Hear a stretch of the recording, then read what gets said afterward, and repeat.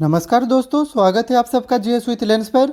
यह चैनल आपका study partner है जहां हम बोरिंग टॉपिक्स को एंगेजिंग बनाएंगे और कॉम्प्लेक्स कंसेप्ट को सिंप्लीफाई करने की कोशिश करेंगे।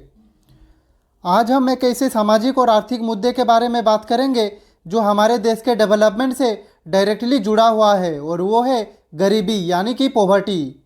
ये सिर्फ इनकम की कमी नहीं होती, बल्कि एक ऐसी स्थिति है जहां व्यक्ति की बेसिक नीड्स भी पूरी नहीं हो पाती, जैसे कि पूरा पोषण नहीं मिल पाता, अच्छी हेल्थ सर्विसेज अवेलेबल नहीं होती, बच्चों को एडुकेशन मिलना मुश्किल होता है और जीने के लायक घर या साफ पानी तक नहीं होता। तो चलिए इस चैप्टर को शुरू करते हैं और सबसे पहले समझते हैं इसका डेफिनेशन। तो दोस्तों, इसका सिंपल मतलब है एक ऐसी सामाजिक स्थिति जहां पर सोसाइटी का एक हिस्सा अपनी बेसिक नेसेसिटीज ऑफ लाइफ जैसे रोटी, कपड़ा और मकान को भी पूरा नहीं कर पाता। मतलब उनके पास अपनी डेली ज़रूरतों को पूरा करने के लिए भी रिसोर्सेज नहीं होते। इंडिया में पॉवर्टी का कॉन्सेप्ट थोड़ा अलग है। यहाँ पॉवर्टी का मेजरमेंट एक मिनिमम लेवल ऑफ लिविंग के बेसिस पर होता है। मतलब एक इंसान को minimum standard of food, clothing, shelter और बेसिक फैसिलिटीज मिल पा रही है या नहीं, इसी के बेसिस पर पॉवर्टी डिफाइन की जाती है। तो दोस्तों, इस स्लाइड में हमने डेफिनेशन ऑफ पॉवर्टी को अच्छे से समझ लिया। अब चलते हैं नेक्स्ट स्लाइड पे। तो अब हम समझेंगे कॉन्सेप्ट्स ऑफ पॉवर्टी। तो देखिए, पॉवर्टी को समझने के लिए दो मेजर कॉन्सेप्ट्स यूज किए जाते हैं, एब्सोल्यूट पॉवर्टी और रिलेटिव पॉवर्टी। दोनों के अपने अलग अलग मीनिंग, मेजरमेंट और सिग्निफिकेंस होते हैं। तो चलिए इन्हें डिटेल में समझते हैं। एब्सोल्यूट पॉवर्टी का मतलब होता है एक ऐसी कंडीशन जिसमें एक इंसान अपनी बेसिक नेसेसिटीज ऑफ लाइफ जैसे फूड, क्लोथिंग और शेल्टर को भी एफोर्ड नहीं कर पाता। मतलब उनकी इनकम इतनी कम होती है कि वो बेसिक सर्वाइवल के लिए ज़रूरी मिनिमम स्टैंडर्ड तक भी नहीं पहुंच पाते। इंडिया में पॉवर्टी को मेजर करने के लिए बीपीएल यानी बिलो पॉवर्टी लाइन का कॉन्सेप्ट यूज किया जाता है। इसका सिंपल मतलब है कि एक फिक्स्ड स्टैंडर्ड सेट किया जाता है और जिसके रिसोर्सेज उससे नीचे होते हैं उन्हें गरीब माना जाता है। यहाँ हम एक्चुअल नंबर ऑफ पुअर लोगों को कैलकुलेट करते हैं और इसीलिए इसे एब्सोल्यूट पॉवर्टी कहा जाता है। इंडिया में ट्रेडिशनली पॉवर्टी को मेजर करने के लिए कैलोरी इंटेक का बेंचमार्क यूज किया जाता है।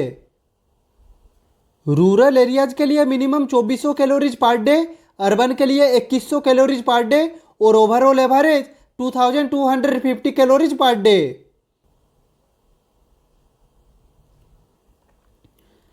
अगर एक इंसान की इनकम इतनी भी नहीं है कि वो अपनी डाइट से इतना कैलोरी इंटेक कर सके तो उसे पॉवर्टी लाइन के नीचे माना जाता है। इसे समझने के लिए एक एग्जांपल लेते हैं।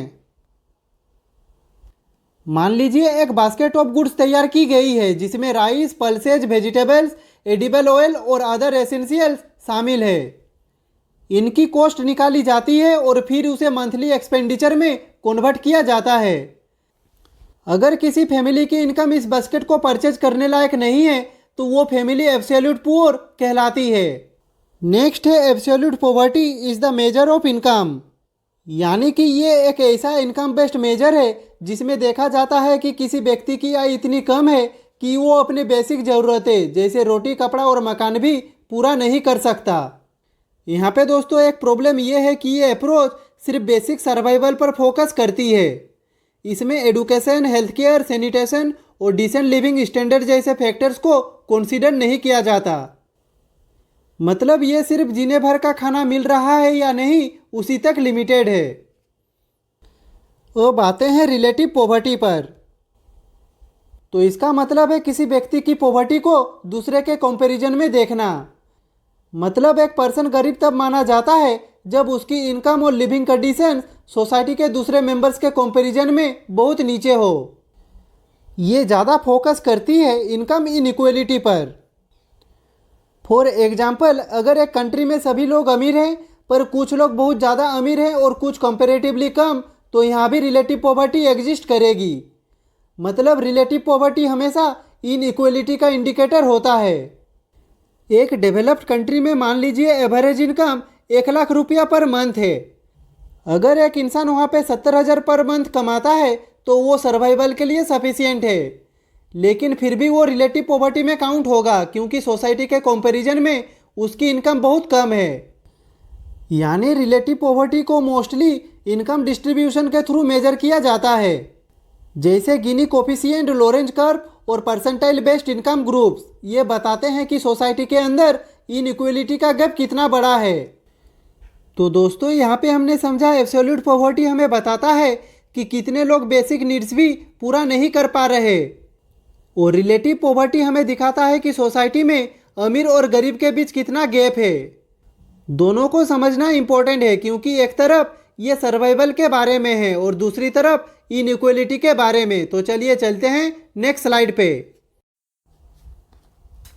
तो अब हम समझेंगे important terms related to poverty. तो देखिए, पॉवर्टी को समझने के लिए सिर्फ डेफिनेशन और कॉन्सेप्ट्स काफ़ी नहीं होते, इसके कुछ इंपॉर्टेंट टेक्निकल टर्म्स भी होते हैं जो एग्जाम और अंडरस्टैंडिंग दोनों के लिए ज़रूरी है।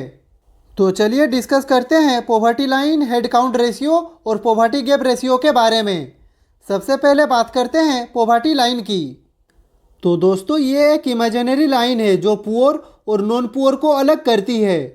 मतलब अगर एक इंसान इस लाइन के नीचे है तो उसे पुअर माना जाता है और अगर इसके ऊपर है तो नॉन पुअर। इंडिया में ट्रेडिशनली पॉवर्टी लाइन को कैलोरी इंटेक के बेसिस पर डिफाइन किया गया है। रूरल एरियाज के लिए 2400 कैलोरीज और अर्बन एरियाज के लिए 2100 कैलोरीज पर डे।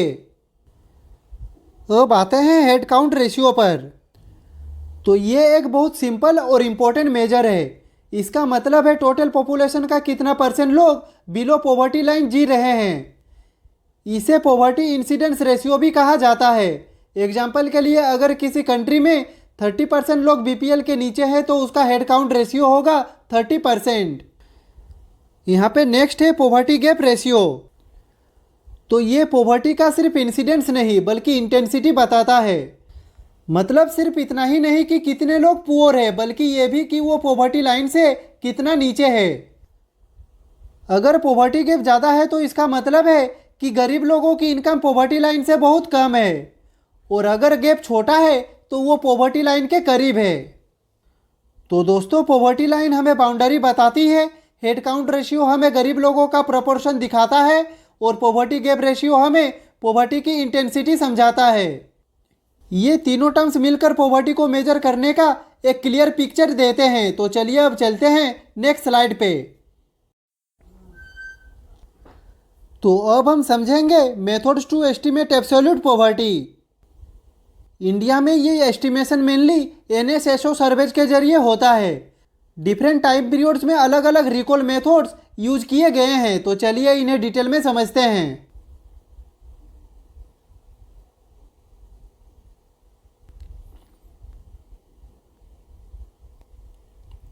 यहाँ पे पहला मेथड है यूनिवर्सल रिकॉल पीरियड।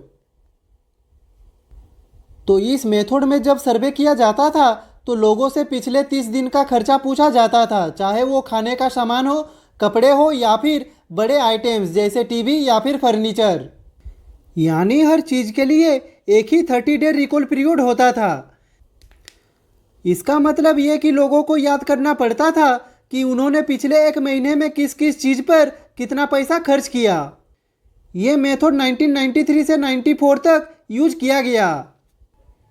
लेकिन इसमें दिक्कत ये थी कि लॉन्ग टर्म चीज़ें जैसे टीवी या फ्रिज लोग हर 30 दिन में नहीं खरीदते, तो उनका खर्चा एक्यूरेटली याद रखना मुश्किल होता था। इस वजह से ये मेथड थोड़ा लेस रिलायबल माना गया, स्पेशली ड्यूरेबल्स के केस में। तो ये था यूनिवर्सल रिकॉल पीरियड का एक बेसिक अंडरस्टैंडिंग। तो चलिए चलते हैं नेक्स्ट मेथड पे।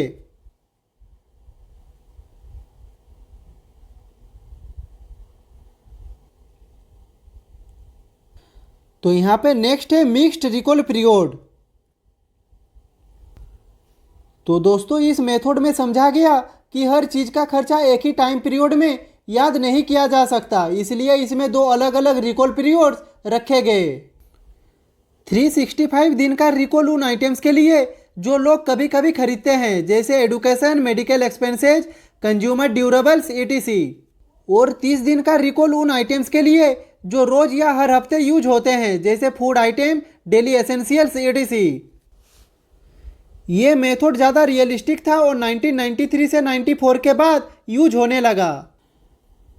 तो दोस्तों ये था मिक्स्ड रिकॉल पीरियड का एक फुल ब्रेकडाउन। तो चलिए चलते हैं नेक्स्ट मेथड पे।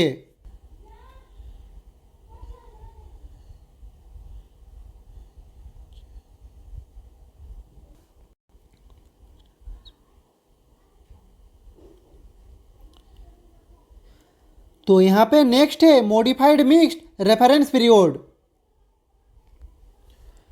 इस मेथड को डेवलप किया गया ताकि पॉवर्टी एस्टिमेशन और भी ज़्यादा रियलिस्टिक हो। इसमें 3 तरीके के रिकॉल पीरियड्स रखे गए हर कैटेगरी के नेचर के हिसाब से। 365 दिन का रिकॉल पीरियड्स रखा गया उन आइटम्स के लिए जो कभी कभी खरीदे जाते हैं, जैसे clothing, footwear, education, medical expenses, consumer durables etc। 7 दिन का रिकॉल उन आइटम्स के लिए जो जल्दी खराब हो जाते हैं और जिनका खर्चा लोगों को क्लियरली याद रहता है, जैसे मिल्क, फ्रूट, वेजिटेबल्स etc। और 30 दिन का रिकॉल बाकी सभी फूड और नॉन फूड आइटम्स के लिए रखा गया। ये मेथड 2009, 2010 और 2010-2011 के NSSO सर्वेज में यूज किया गया। रंगराजन कमेटी ने भी रेकमेंड किया कि यह मेथड पॉवर्टी एस्टिमेशन करने के लिए सबसे सुइटेबल है। ये इसलिए क्योंकि इसमें डिफरेंट चीज़ों के लिए प्रैक्टिकल रिकॉल पीरियड्स दिए गए हैं। ये मेथड डेटा को ज़्यादा ऑथेंटिक और यूजफुल बनाता है, इसलिए आज के टाइम में इसे मोस्ट रिलायबल मेथड माना जाता है। तो दोस्तों पॉवर्टी एस्टिमेट करने के 3 तरीकों में टाइम के साथ काफ़ी सुधार हुआ है। URP से शुरू करके हम MRP तक आए और अब MMRP को बेस्ट माना जाता है। हर नए मेथड में रिकॉल पीरियड को ज़्यादा सेंसिबल बनाया गया ताकि लोग जो एक्चुअल खर्च करते हैं उसका एक्यूरेट डेटा मिले।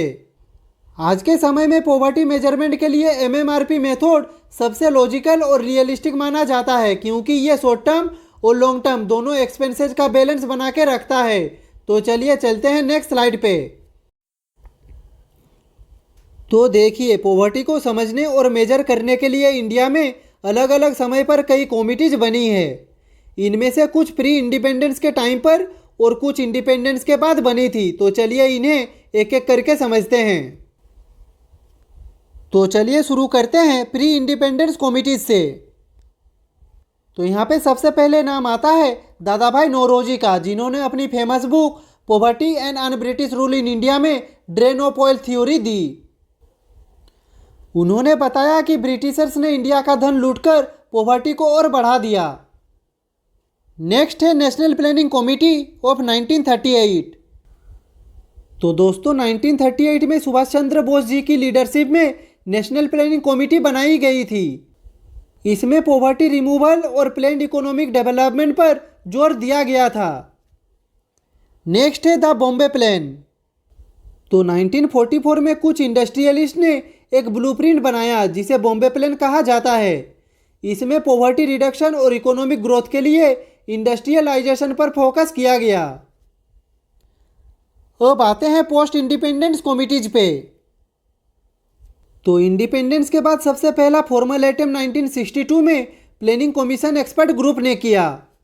ये पॉवर्टी एस्टिमेशन का एक स्टार्टिंग फ्रेमवर्क था। नेक्स्ट है डंडेकर एंड रथ कमेटी। तो 1971 में इस कमेटी ने पॉवर्टी को कैलोरी इंटेक के बेसिस पर डिफाइन किया। रूरल एरिया के लिए 2400 कैलोरीज, जबकि अर्बन एरियाज के लिए 2100 कैलोरीज पर डे। यह पॉवर्टी एस्टिमेशन के लिए एक माइलस्टोन माना गया। नेक्स्ट है अलग कमेटी। तो 1979 में वाई के अलग कमेटी बनी। इन्होंने poverty line basket of goods concept introduce किया। मतलब एक फिक्स्ड बास्केट्स ऑफ गुड्स के एक्सपेंडिचर को पॉवर्टी लाइन डिफाइन करने के लिए यूज किया गया। नेक्स्ट है लकड़ावाला कमेटी। तो 1993 ने इस कमेटी ने पॉवर्टी एस्टिमेशन को और रिफाइन किया। उन्होंने स्टेट स्पेसिफिक पॉवर्टी लाइंस बनाने की बात की। नेक्स्ट है तेंदुलकर कमेटी। तो 2009 में इस कमेटी ने पॉवर्टी को सिर्फ कैलोरी इंटेक तक लिमिटेड नहीं रखा। उन्होंने हेल्थ केयर, एडुकेशन और अदर बेसिक फैसिलिटीज़ को भी पॉवर्टी मेजरमेंट में इंक्लूड किया। यानी इस कमेटी ने पॉवर्टी एस्टिमेशन को मल्टी डायमेंशनल बनाया। नेक्स्ट है रंगराजन कमेटी। तो ये कमेटी 2014 में बनी। इन्होंने modified mixed reference period method recommend किया। इस कमेटी ने पॉवर्टी लाइन थोड़ी हायर रखी जिससे ज़्यादा लोग बीपीएल कैटेगरी में आ सके। तो दोस्तों ये थे सारे इंपॉर्टेंट कमिटीज जो पॉवर्टी एस्टिमेशन से रिलेटेड है। तो यहाँ पे हम लोगों का ये वाला चैप्टर ख़त्म होता है। अगर आपको ये पीडीएफ चाहिए तो आप हमारे टेलीग्राम ज्वाइन कर सकते हैं, लिंक आपको डिस्क्रिप्शन में मिलेगा। तो आज के लिए बस इतना ही। अगर आपका इस चैप्टर से रिलेटेड कुछ भी डाउट हो तो आप कमेंट बॉक्स में पूछ सकते हैं। और अगर आपको ये वीडियो पसंद आई हो तो लाइक करें, कमेंट करें, शेयर करें और ऐसे ही इन्फॉर्मेटिव वीडियो देखने के लिए चैनल को सब्सक्राइब करें। मिलते हैं नेक्स्ट वीडियो पे, तब तक के लिए खुश रहिए, स्वस्थ रहिए। जय हिंद, वंदे मातरम, भारत माता की जय।